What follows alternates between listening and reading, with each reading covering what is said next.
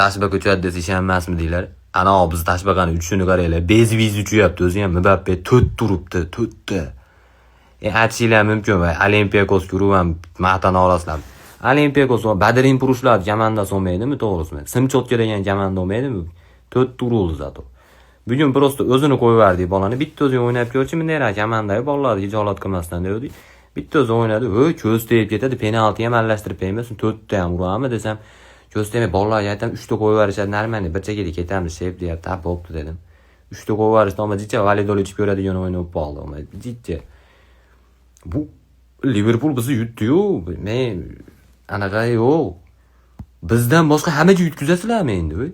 Nima mana shu hamma komanda bizga yutkazib kelib turib, biz bitta o'ynab yutib qo'yib, keyin yana yutkazib qo'ya olasizlar.